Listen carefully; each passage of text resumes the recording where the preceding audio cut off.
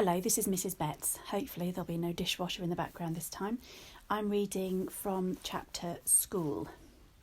I hardly saw Via at school this year, and when I did, it was awkward. It felt like she was judging me. I knew she didn't like my new look. I knew she didn't like my group of friends. I didn't much like hers. We never actually argued, we just drifted away. Ella and I badmouthed her to each other. She's such a prude, she's so this, she's so that. We knew we were being mean, but it was easier to ice her out if we pretended she had done something to us. The truth is, she hadn't changed at all, we had. We'd become these other people, and she was still the person she'd always been. That annoyed me so much, and I didn't know why. Once in a while, I'd look to see where she was sitting in the lunchroom, or check the elective list to see what she'd signed up for, but except for a few nods in the hallway and an occasional hello, we never really spoke to each other. I noticed Justin about halfway through the school year. I hadn't noticed him at all before then, other than that he was this skinny, cutish dude with thick glasses and longish hair who carried a violin everywhere. Then one day I saw him in front of the school with his arm around Via. "So Via has a boyfriend," I said to Ella, kind of mocking. I don't know why it surprised me that she'd have a boyfriend. Out of the three of us, she was totally the prettiest. Blue eyes and long, wavy, dark hair. But she'd just never acted like she was at all interested in boys. She acted like she was too smart for that kind of stuff. I had a boyfriend too, a guy named Zach. When I told him I was choosing the theatre elective, he shook his head and said, "Careful you don't turn into a drama geek." Not the most sympathetic dude in the world, but very cute. Very high up on the totem pole, a varsity jock. I wasn't planning on taking theatre at first. Then I saw Via's name on the sign-up sheet and just wrote my name down on the list. I don't even know why. We managed to avoid one another throughout most of the semester, like we didn't even know each other. Then one day I got to theatre class a little early, and Davenport asked me to run off additional copies of the play he was planning on having us do for the spring production, The Elephant Man. I'd heard about it, but I didn't really know what it was about, so I started skimming through the pages while I was waiting for the Xerox machine. It was about a man who lived more than 100 years ago named John Merrick, who was terribly deformed. "We can't do this play, Mr. D," I told him when I got back to class, and I told him why.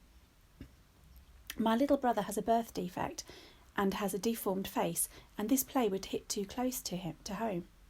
He seemed annoyed and a little unsympathetic, but I kind of said that my parents would have a real issue with the school doing this play, so anyway, he ended up switching to our town. I think I went for the role of Emily Gibbs because I knew Via was going to go for it too. It never occurred to me that I'd beat her for the role. What I miss most. One of the things I miss the most about Via's friendship is her family. I loved her mum and dad. They were always so welcoming and nice to me. I knew they loved their kids more than anything. I always felt safe around them, safer than anywhere else in the world. How pathetic that I felt safer in someone else's house than in my own, right? And of course I loved Oggy. I was never afraid of him, even when I was little. I had friends that couldn't believe I'd ever go over to Via's house. "His face creeps me out," they'd say. "You're stupid," I'd tell them. "Oggy's face isn't so bad once you get used to it." I called Via's house once just to say hello to Oggy. Maybe part of me was hoping Via would answer, I don't know. "Hey, Major Tom," I said, using my nickname for him. "Miranda!" He sounded so surprised to hear my voice, it actually kind of took me by surprise. "I'm going to regular school now," he told me excitedly. "Really? Wow," I said, totally shocked. I guess I never thought he'd go to a regular school. His parents have always been so protective of him. I guess I thought he'd always be that little kid in the astronaut helmet I gave him. Talking to him, I could tell he had no idea that Via and I weren't close anymore. "It's different in high school," I explained to him. "You end up hanging out with loads of different people." "I have some friends in my new school," he told me, "a kid named Jack and a girl named Summer." "That's awesome, Oggy," I said. "Well, I was just calling to tell you I miss you and hope you're having a good year. Feel free to call me whenever you want, okay, Oggy? You know I love you always." "I love you too, Miranda. Say hi to Via for me, tell her I miss her." "I will, bye." "Bye."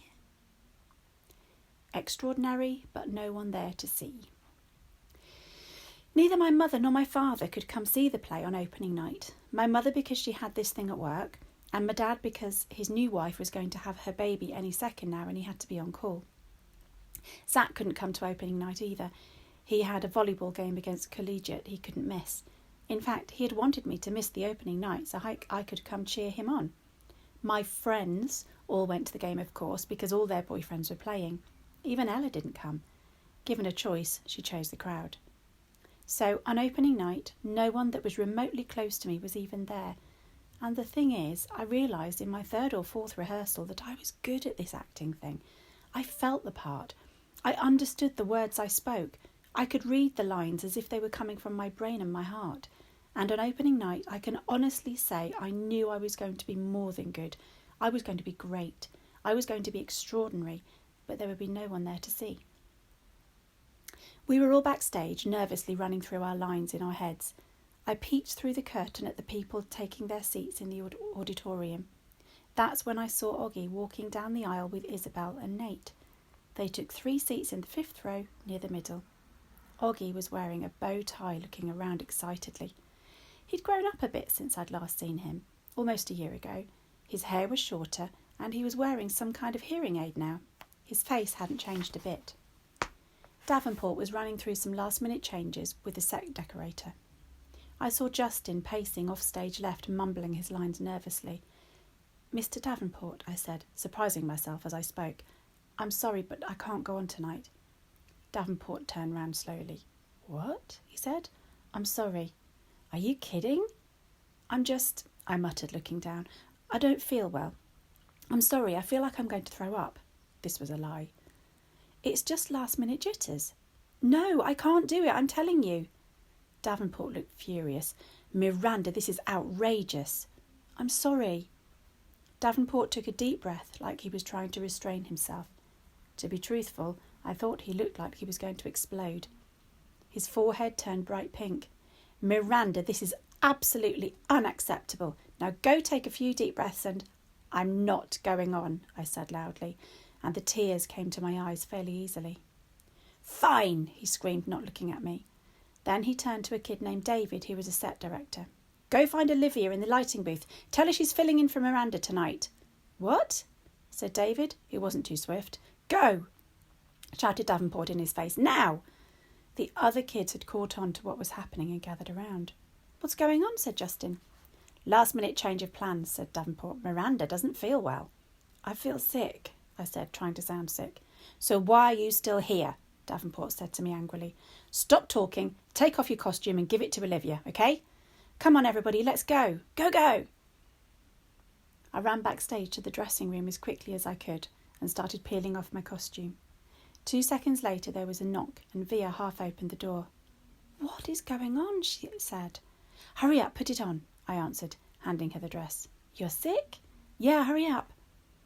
Via looked stunned, took off her t-shirt and jeans and pulled the long dress over her head.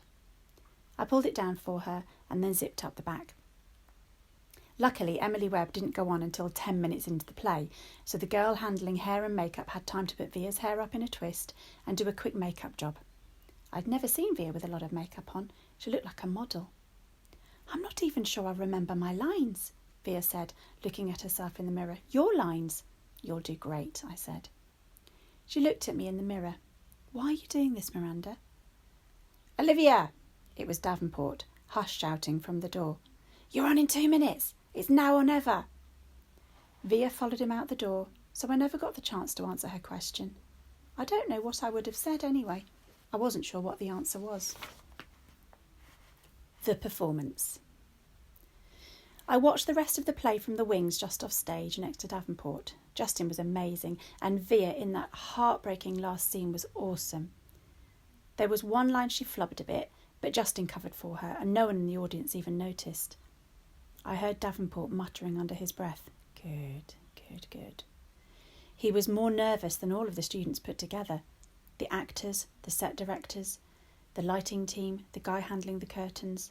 Davenport was a wreck, frankly.